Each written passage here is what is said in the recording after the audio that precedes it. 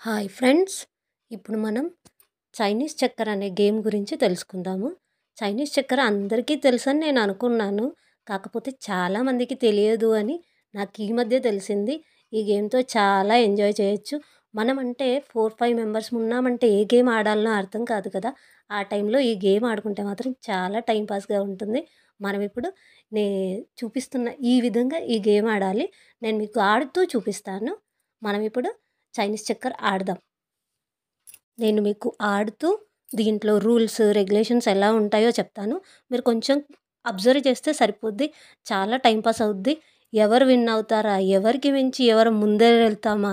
అని చాలా హ్యాపీగా ఫీల్ అయితాం. అంటే ఈ మధ్య చాలామంది ఫోన్‌కి అడిక్ట్ అయిపోతా ఉంటున్నారు కదా! దాని నుంచి కొంచెం మనం అంటే మన ఇంట్లో పిల్లలతో గానీ, పెద్దవాళ్ళతో గానీ అందరం కలిసి ఆడుకునేలాగా ఈ గేమ్ ఉంటుంది. మనం ఆడుకుందాము. ఇవాళ నేను మా పాపతో ఆడుతున్నాను. ఈ గేమ్ ఆడుతూ ఎంజాయ్ చేద్దాం. మనము గేమ్ అనేది ఇటు సైడ్ నుంచి నేను స్టార్ట్ చేస్తున్నాను కదా! ఇక్కడున్న నేను తన కాయిన్స్ ఎక్కడున్నాయో అక్కడి వరకు నేను రీచ్ అవ్వాలి.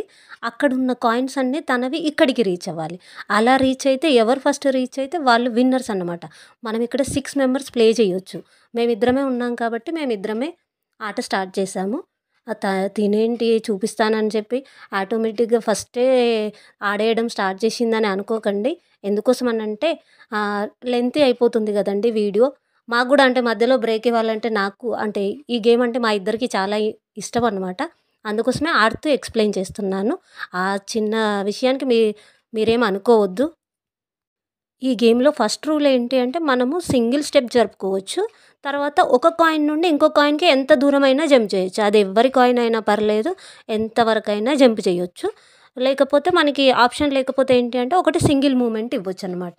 ఒక్క స్టెప్ ముందరికి జరగొచ్చు. అంతకు మించి వెళ్ళరాదు. అంటే ఇన్ కేస్ మనకేంటి అంటే ఒకదాని మీద నుంచి ఒకటి వెళ్ళాలి అంటే అక్కడి వరకి ఎంత దూరమన్నా వెళ్ళొచ్చు. మనకి జంప్స్ ఉంటాయి. లేకపోతే సింగిల్‌గా మూవ్ చేయాలి.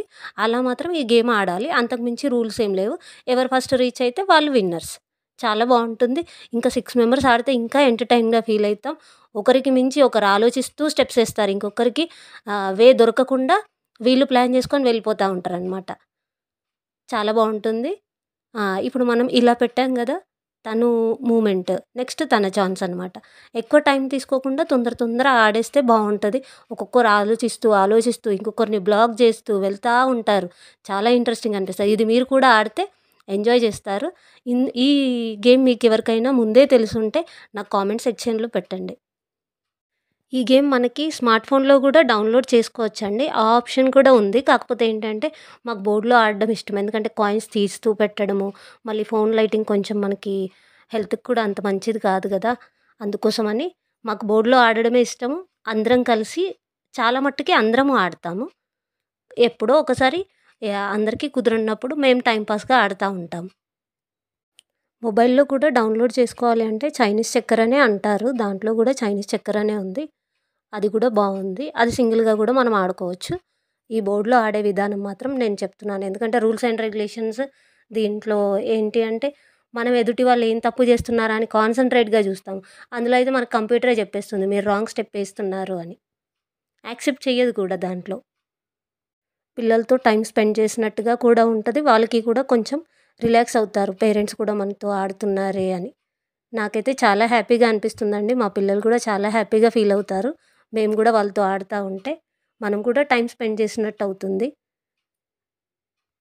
ఇంకో హ్యాపీనెస్ ఏంటి అంటే, ఎప్పుడైనా కూడా "అమ్మ గేమ్ ఆడతావా?" అంటే, "నాకు కొంచెం వర్క్ ఉంది బెట్ట అయిపోయినాక ఆడతాను" అనంటే, "ఏం వర్క్ ఉంది? మేము గూడా వచ్చి హెల్ప్ చేసేస్తాం. పని తొందరగా కంప్లీట్ అయిపోద్ది గదా!" అప్పుడు మనం అందరం కలిసి కూర్చొని గేమ్ ఆడొచ్చు అన్న ఇంటెన్షన్‌తో వచ్చి పని ఏదైనా ఉంటే చెప్పమ్మా తొందరగా కంప్లీట్ అయిపోద్దిగా గేమ్ ఆడుకుందాం అని పిల్లలు గూడా అలా దగ్గరకొస్తా ఉన్నారు. ఈ గేమ్ ఆడుతూ నేను మీతో అన్నీ షేర్ చేసుకుంటున్నాను.